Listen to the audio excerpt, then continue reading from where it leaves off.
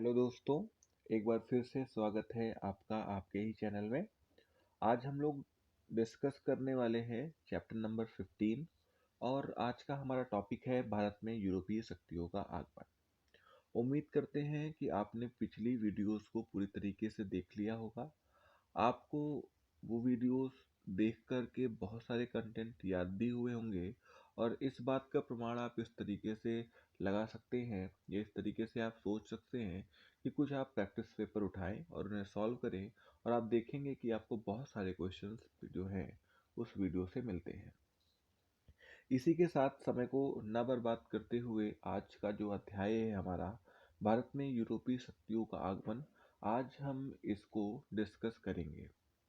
तो उम्मीद करते हैं कि आप इस वीडियो को ना केवल देखें, साथ में सुने और अगर आपको अच्छा लगता है तो आप अपने दोस्तों को, अपने सहपाठियों को, मित्रों को और आप जिनको चाहते हैं कि वो आपके साथ साथ किसी दूसरे मुकाम को पाएं, आप उनके साथ इस वीडियो को शेयर कर सकते हैं। और आपको अगर लगता है कि इस वीडियो में कुछ अच्छाई है या आपको लगता है कि इस वीडियो में कुछ कमी है तो आप कमेंट के थ्रू प्लीज़ डिस्कस करें या फिर बताएं। तो आज हम इस वीडियो में यह डिस्कस करने वाले हैं कि किस प्रकार भारत में यूरोपीय शक्तियों ने अपने कदम जमाए और अंततः British east India company Bharat में स्थायी रूप से काबिज हो गई। इसी के साथ इस अध्याय में आज हम ये भी सीखेंगे कि भारत में यूरोपीय शक्तियों के आगमन में और उसे यहाँ पर अपने पैर जमाने में कौन कौन से सहायक घटनाक्रम साधक के रूप में रहे। इसी के साथ एक और कंटेंट हम सीखेंगे इसमें कि यूरोप में आर्थिक और सामाजिक नीतियों ने कैसे मुगल सत्ता को चुनौती दी। तो साथ में स्टार्ट करते हैं आज इस चैप्टर को और हम सीखेंगे बहुत सारी चीज़ें। पहला कंटेंट है हमारा कि प्रमुख यूरोपीय कंपनियां कौन कौन सी भारत में आईं।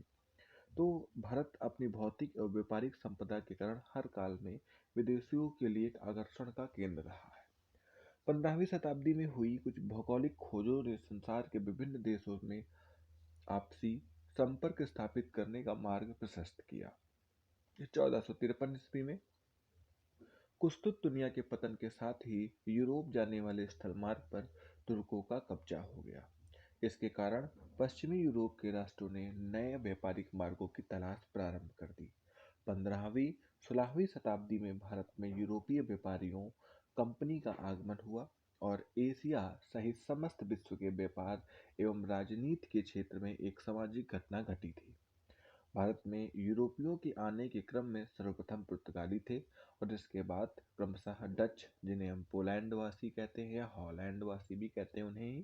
तो पुर्तगाल, डच, अंग्रेज, डेनिश और फ्रांसीसी भारत में आए। पुर्तगाली ऐसे यूरोपीय थे जो भारत में सबसे पहले आए और सबसे अंत में गए। तो अब हम पुर्तगालियों के बारे में थोड़ा सा देखेंगे कि किस प्रकार पुर्तगाली भारत में आए और आने के साथ उन्होंने किस तरीके से भारत में मुगल सत्ता को चुनौतियां दी। तो पुर्तगाली जो थे उसमें सबसे पहला पुर्तगाली वास्को डिगामा 1498 ईस्वी में भारत में आया था। उस समय कालीकट का शासक जमोरिन हुआ करता था। वास्को डिगामा के बाद भारत आने वाला दूसरा पुर्तगाली यात्री पेट्रो अल्बारेज कैब्रल था। 1500 ईस्वी में कैब्रल के नेतृत्व में जहाज भेजे गए। अरब व्यापारियों ने पुर्तगालियों का मार्ग अवरुद्ध करने की कोशिश की। वास्को डिगामा 1502 ईस्वी में दो जहाजी वीरों के साथ दूसरी बार भारत में आया। 1503 ईस्वी में पुर्तगालियों द्वारा भारत के कोचीन में अपना पहला दुर्ग स्थापित किया गया। इसी के साथ हम इसमें से कुछ ऐसे पॉइंट्स को सीखेंगे कि भारत में सबसे पहला पुर्तगाली वास्को डिगामा आया 1458 ईस्वी में। उस वक्त जहाँ पर वो पहला कदम रखता है अर्थात कालीकट बंदरगाह पर, और कालीकट बंदरगाह की अगर हम बात करें तो उस वक्त वहाँ पर जहाँ पर वो आया है उसका नाम था कप्पक दाबू बंदरगाह। तो कालीकट में उस वक्त जो राजा हुआ करते थे उनका नाम था जामोरियन। इसी क्रम में वास्को डी गामा भारत में 1500 ईस्वी में आया और फिर 1502 ईस्वी में। तो भारत में जो हमारा वास्को डी गामा है वो लगातार 3 बार बनकर आया। इसी में अगली बात हम ये भी जानेंगे कि पुर्तगालियों में सबसे पहली जो फैक्ट्री लगी वो कोचीन में लगी, मतलब जो पहला दुर्ग बना वो कोचीन में बना। फिर दूसरा पुर्तगाली था फ्रांसिसो डी अल्मीदा, जिसका शासनकाल 1505 से 1509 ईस्वी तक था। 1505 में प्रथम पुर्तगाली वायसराय के रूप में फ्रांसिस्को डी अल्मीडा का भारत आगमन हुआ। उसने कुछ किले निर्मित करवाए, यथा अजनीवा, कीवा, बेसिन एवं कोचीन के किले उसने निर्मित कराए। उसने मिस्र, तुर्की और बेगड़ा की सेना के साथ संघर्ष किया और इसी संघर्ष के बाद होर्मुज और पुर्तगालियों का कब्जा हो गया। फिर इसी के साथ अगला हमारा आता है Francisco de Albuquerque. Francisco de Albuquerque का शासनकाल 1509 से 1515 ईस्वी तक था। अल्बुकर्क ने 1510 ईस्वी में बीजापुर के शासक यूसुफ आदिल शाही से गोवा को छीन लिया, जो कालांतर में पुर्तगाली व्यापारी केंद्रों की राजधानी बनाई गई। 1515 ईस्वी में इसकी मृत्यु हुई और ब्लू वाटर पॉलिसी अल्मीरा की ही नियुक्ति या अल्मीरा का ही एक प्रयास था। ब्लू वाटर पॉलिसी, तो ये इंपॉर्टेंट कंटेंट है कि ब्लू वाटर पॉलिसी किसने चलाई है, तो चलाई थी अल्फांसो डी अल्बुकर्क ने। 1509 ईस्वी में अल्मीडा के स्थान पर अल्बुकर्क को वायसराय नियुक्त किया गया और अल्बुकर्क ने ही भारत में पुर्तगाली राज्य की स्थापना की। तो हम कह सकते हैं कि अगर पुर्तगाल या पुर्तगाली राज्य की जो एक वास्तविक संस्थापक था तो वो कौन था, तो कह सकते हैं कि अल्फांसो डी अल्बुकर्क ही था। और इसी के द्वारा सती प्रथा को भी बैन किया गया। सती प्रथा को बैन करने का जो कारण बताया जाता है वो कारण ये है कि भारत में ईसाई धर्म के प्रसार प्रचार के लिए इन महिलाओं को सती होने से बचाया जाता था और जिसके उपरांत ईसाई ही पुरुष इन्हीं महिलाओं से शादी करते थे और अपने संतानों की उत्पत्ति करते थे, जिससे ईसाई धर्म का प्रचार प्रसार और एक तरीके से पॉपुलेशन उनकी बढ़ रही थी। अल्फांसो ने ही भारत में अल्फांसो आम की प्रजाति को महाराष्ट्र के रत्नागिरी में उगाया था और ये एक अल्फांसो प्रजाति का जो आम है ये बिना गुठली का आम होता है और इस वक्त महाराष्ट्र की सरकार ने इस अल्फांसो आम को एक जीआई टैग भी दे रखा है। 1510 ईस्वी में गोवा को राजधानी बनाया। किसको? गोवा को राजधानी बनाया इसने, और इस वजह से बनाया कि उस वक्त बीजापुर के शासक यूसुफ आदिल शाही जो गोवा में राज कर रहे थे उनसे उन्होंने सत्ता छीन ली थी। फिर इसी के बाद जो अगला हमारे पास आता है वो होता है नीनो डी कुन्हा। 1529 से 1538 ईस्वी में नीनो डी कुन्हा ने 1530 ईस्वी में कोचीन की जगह गोवा को अपनी राजधानी बनाई और मुगल बादशाह बहादुर शाह के संघर्ष से ही इसकी मृत्यु हो गई। इसने सैनाथोम, मद्रास, हुगली और दीव, जहाँ पर सैनाथोमा मद्रास में है, हुगली बंगाल में है और दीव काठियावाड़ में है, वहाँ पर इसने पुर्तगाली बस्तियों की स्थापना की। तो नीनो दो कुन्हा से आता है कि इसने 1534 में बेसिन पर कब्जा किया और 1535 में इसने जो है दीव पर कब्जा कर लिया था। और एक अगली और इम्पोर्टेंट बात है कि नीनो दी कुन्हा ने ही जो है गोवा को अपनी राजधानी बनाई थी, कोचीन की जगह को बदल करके। अगला हमारे पास जो नेक्स्ट पुर्तगाली है वो है जोआ डी कैस्ट्रो, जो 1542 ईस्वी से 1545 ईस्वी तक अपना शासन करता है। इसी के साथ नीनो डी कुन्हा के बाद जोआ द कैस्ट्रो पुर्तगाली गवर्नर बनकर भारत आया। उसने गोवा पर आक्रमण करने वाली बीजापुर की सेनाओं को पराजित किया। पुर्तगालियों ने अकबर की अनुमति से हुगली में तथा शाहजहां की अनुमति से बंदेल में कारखाने स्थापित किए। पुर्तगालियों ने हिंद महासागर से होने वाले व्यापार पर एक आधिपत्य प्राप्त किया और यहाँ से गुजरने वाले अन्य जहाजों से कर की वसूली की। जोआ डी कैस्ट्रो ने पश्चिमी भारत के चाउल, दीव, सॉल्टसेट और बेसिन और बम्बई पर अधिकार कर लिया। उसने कार्ड्स आर्मेडा काफिला पद्धति के द्वारा भारतीय तथा अरबी जहाजों का कार्ड्स या परमिट के रूप में बिना अरब सागर में प्रवेश वर्जित कर दिया। यहाँ तक कि पुर्तगाली अधिकार वाले क्षेत्र में व्यापार करने के लिए मुगल बादशाह अकबर को भी कार्ड्स लेना पड़ा। कार्ड्स क्या है? कार्ड्स एक तरीके का हमारा कह सकते हैं परमिट है, जिस परमिट के साथ ही कोई व्यापारी अरब सागर में प्रवेश करता था। इसी के साथ पुर्तगाली गवर्नर अल्फांसो डिसूजा, जो 1542 से 1545 ईस्वी थे, के साथ प्रसिद्ध जेsuit संत फ्रांसिस्को जेवियर भारत आए। पुर्तगालियों को भारतीय जनता के प्रति धार्मिक असहिष्णुता की भावना तथा गुप्त व्यापार पद्धति के कारण इनका पतन हो गया। अगर हम बात करें पुर्तगालियों का क्या योगदान रहा, तो पुर्तगालियों के भारत में आगमन में भारत में तंबाकू की खेती, जहाज निर्माण, प्रिंटिंग प्रेस की शुरुआत हुई। अगर हम प्रिंटिंग प्रेस के जन्मदाता की बात करें तो गुटनबर्ग थे, जिन्होंने प्रिंटिंग प्रेस की खोज की। इसके अलावा भारत में गॉथिक स्थापत्य कला का भी आगमन हुआ। औषधीय वनस्पतियों से संबंधित पहले वैज्ञानिक ग्रंथ का 1563 ईस्वी में गोवा में प्रकाशन हुआ तथा पुर्तगाली मध्य अमेरिका में तंबाकू, आलू और मक्का भारत में लाए। इसी के साथ हम कह सकते हैं कि ईसाई धर्म का प्रचार प्रसार भी इन्होंने भारत देश में किया। इसी के साथ अगले व्यापारियों की अब हम बात करेंगे। जो अगले व्यापारी हमारे आते हैं, डच। डच हॉलैंड वासी होने की वजह से इन्हें हम हॉलैंड व्यापारियों का भी आगमन भारत में कह सकते हैं। भारत में व्यापारियों के रूप में पुर्तगालियों के बाद डचों का आगमन हुआ। डच हॉलैंड या नीदरलैंड के निवासी हुआ करते थे। 1596 ईस्वी में पहला डच कार्नेलिस हाउटमैन आशांतरीप केप ऑफ गुड होप होते हुए सुमात्रा तथा बेंथाम पहुंचने वाला प्रथम डच नागरिक था। अगर हम बात करें कि केप ऑफ गुड होप, जिसकी खोज हमारे पास बार्थोलोम्यू डियास ने की थी, ये केप ऑफ गुड होप हमारा जो है अफ्रीका महाद्वीप के अंतिम सिरे पर पाया जाता है। 1602 ईस्वी में डच हॉलैंड संसद द्वारा पारित प्रस्ताव में एक संयुक्त डच ईस्ट इंडिया कंपनी की जो है स्थापना हुई। इस कंपनी को डच संसद द्वारा 21 वर्षों के लिए भारत और पूरब के देशों के साथ व्यापार करने, आक्रमण और विजय करने के संबंध में अधिकार पत्र प्राप्त हो गया। कब हुआ? 1602 ईस्वी में। इसमें 17 सदस्य हुआ करते थे और 21 वर्षों की अनुमति प्राप्त करके भारत की आई थी। भारत में डचों ने कोरोमंडल तट पर 1605 ईस्वी में मछलीपट्टनम में अपना पहला कारखाना स्थापित किया। तो डचों ने सबसे पहला अपना कारखाना मछलीपट्टनम में स्थापित किया। डचों ने चंद्रगिरी के राजा के साथ समझौता करके पुलिकट में एक अन्य फैक्ट्री की स्थापना की। पुलिकट में डच अपने स्वर्ण पकोड़ा सिक्के ढालते थे। डचों ने 1616 ईस्वी में सूरत में, 1641 में विमलीपट्टनम में फैक्ट्रियां स्थापित की। चिंसुरा के डच किले को गुस्तावुस फोर्ट के नाम से भी जाना जाता है। डच लोग मछलीपट्टनम में नील का निर्यात करते थे और मुख्यतः डच लोग भारत में सूती वस्त्र का व्यापार करते थे।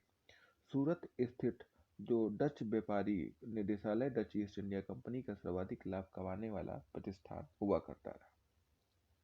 अगर हम भारत में डचों द्वारा स्थापित प्रमुख कारखाने की बात करें तो उन्होंने सूरत में 1610 ईस्वी में किया, पुलिकट में 1610 में किया, सूरत में 1616 में, विमलीपट्टनम में 1641, करिकाल में 1645, चिंसुरा 1653, बालासोर नेगापट्टनम 1658 और कोचीन में 1663 ईस्वी में इन्होंने अपने द्वारा स्थापित कुछ प्रमुख कारखाने किए।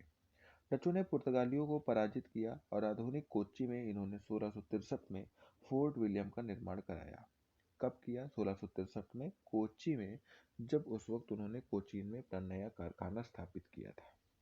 डचों ने भारत में पुर्तगालियों को समुद्री मार्ग में एक तरफ से निष्कासित कर दिया था, लेकिन अंग्रेजों की नौसैनिक शक्तियों के सामने डच नहीं टिक सके और डचों तथा अंग्रेजों के बीच 1759 मतलब 1759 में बेदरा नामक स्थान पर युद्ध हुआ, जिसमें अंग्रेजी नौसेना की श्रेष्ठता साबित हो गई और इस युद्ध के परिणाम स्वरूप डच भारतीय व्यापार से बाहर हो गए। डच कंपनियों का सरकार के सीधे नियंत्रण होने लगा और कंपनी के भ्रष्ट और अयोग्य पदाधिकारी तथा कर्मचारी का होना भारत में डचों की असफलता का प्रमुख कारण था। तो इन शॉर्ट अगर हम बात करें तो 1596 ईस्वी में पहला डच कॉर्नेलियम हाउटमैन भारत आया था और 1602 ईस्वी में डच ईस्ट इंडिया कंपनी बनी, जिस ईस्ट इंडिया कंपनी में 17 सदस्य हुआ करते थे। ये डच ईस्ट इंडिया कंपनी 21 वर्ष व्यापार करने की अनुमति लेकर भारत में आई थी और पहली डच फैक्ट्री 1627 ईस्वी में बंगाल के पिपली नामक गांव में इन्होंने स्थापित की। डचों ने भारत में सोने के सिक्के चलवाए, जिन्हें पगोड़ा कॉइन्स कहा जा रहा था। डच व अंग्रेजों के बीच 1759 में वेदरा का युद्ध हुआ और इसमें अंग्रेजों की विजय हुई और इस अंग्रेजों की विजय में रॉबर्ट क्लाइव की सेना ने नेतृत्व किया था।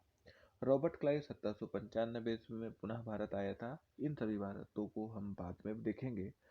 फिर इसके बाद अगली बात हमारे पास आती है अंग्रेजों का भारत में आगमन।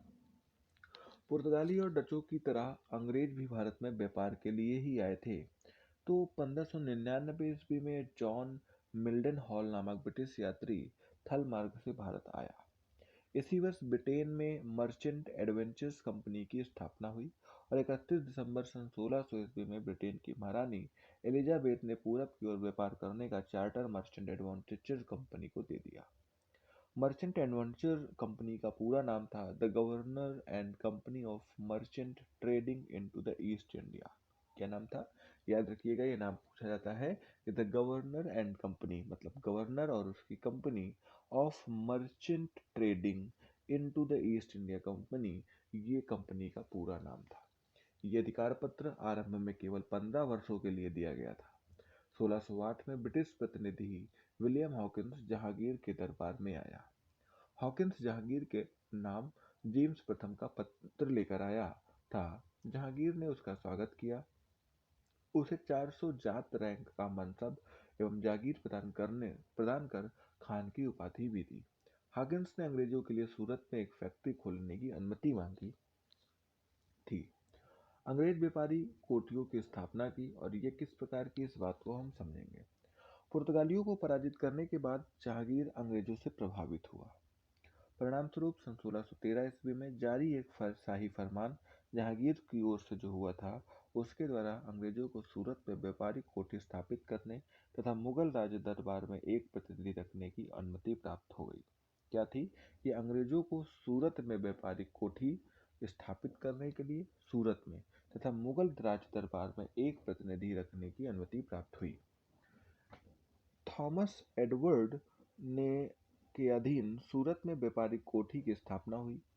सर थॉमस रो ब्रिटेन के राजा जेम्स प्रथम के दूत के रूप में 1615 ईस्वी को सूरत पहुंचे। कौन पहुंचा? सर थॉमस रो पहुंचे, ब्रिटेन के राजा जेम्स प्रथम के दूत के रूप में बनके यहाँ पर पहुंचे थे सन 1615 ईस्वी में। ये मुगल दरबार में 1616 में से 1618 ईस्वी तक रहे भी, और इस बीच थॉमस रो ने मुगल दरबार से साम्राज्य के विभिन्न हिस्सों में व्यापार करने तथा दुर्गीकरण की अनुमति प्राप्त कर ली थी। सन 1632 ईस्वी में अंग्रेजों ने गोलकुंडा के सुल्तान से एक सुनहरा फरमान प्राप्त कर लिया तथा 500 पगौड़ा वार्षिक कर अदा करने के बदले गोलकुंडा राज्य में स्थित बंदरगाहों से व्यापार करने का अधिकार भी प्राप्त कर लिया। 1633 में अंग्रेजों ने बालासोर और हरिहरपुरा स्थापित किया। 1639 में फ्रांसिस डे नामक अंग्रेज को चंद्रगिरी के राजा से मद्रास पट्टे पर प्राप्त हो गया और यहीं पर अंग्रेजों ने फोर्ट सेंट जॉर्ज नामक किले की स्थापना कर दी। कहाँ कर दी? मद्रास में।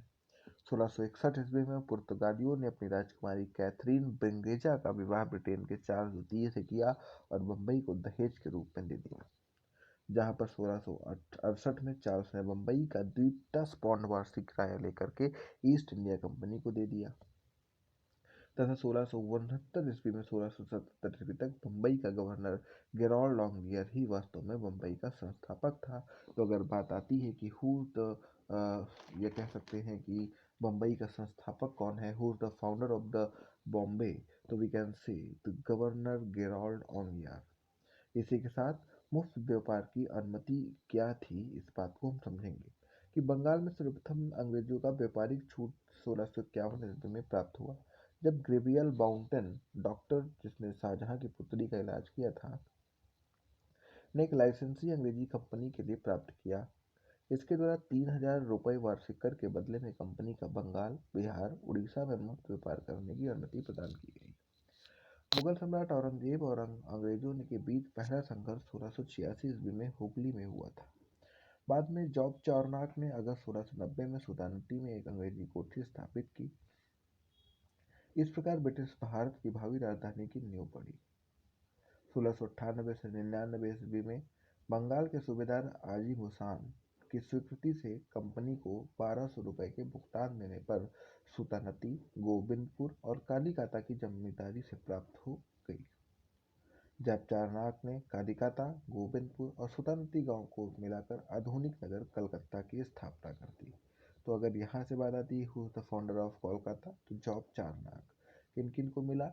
कि कलकत्ता बना कालिकाता, गोविंदपुर और सुताराती। कलकत्ता में फोर्ट विलियम का निर्माण सन 1700 ईस्वी में हुआ। 1700 ईस्वी में स्थापित फोर्ट विलियम का प्रथम गवर्नर सर चार्ल्स आयर को बनाया गया और इसी समय बंगाल को मद्रास से अलग करके स्वतंत्र प्रेसिडेंसी बना दिया गया। इसी के बाद नादिस मिशन की बात होती है तो 1698 ईस्वी में इंग्लैंड के राजा विलियम तृतीय ने एक अन्य कंपनी कायम की जो English company trading in the east के नाम से जानी गई। इस कंपनी ने अपने लिए व्यापारिक सुविधाएं प्राप्त करने के उद्देश्य से सर विलियम नॉरिस को औरंगजेब के दरबार में राजदूत के रूप में भेजा। ब्रिटिश मंत्रिमंडल के दबाव के कारण नई और पुरानी ईस्ट इंडिया कंपनी का विलय 22 जुलाई सन 1702 ईस्वी को करा दिया गया। क्या है जॉन सरमन मिशन? सन 1717 ईस्वी में जॉन सरमन के नेतृत्व में एक ब्रिटिश दूत मंडल कुछ और व्यापारिक रियासतें भारत करने के उद्देश्य से मुगल बादशाह फरुखसियर के दरबार में पहुंची। ब्रिटिश दूत मंडल ने एडवर्ड स्टीफेंसन, विलियम हैमिल्टन जो सर्जन हुआ करता था तथा ख्वाजा सेहुर्द आर्मेनियम दुभाषिया थे, ये शामिल थे। सर्जन हैमिल्टन ने बादशाह को एक भयानक बीमारी से मुक्ति दिलाई थी।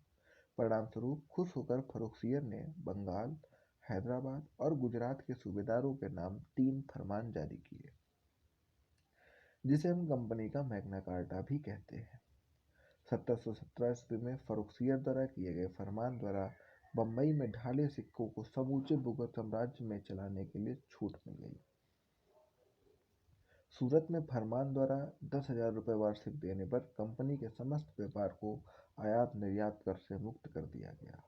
फर्रुखसियर द्वारा कंपनी को प्रदत्त फरमान कालांतर में दूरगामी परिणाम वाला सिद्ध हुआ और ओरम महोदय ने इस फरमान को कंपनी का मालिकाना पत्र या मैग्ना कार्टा की संज्ञा दी।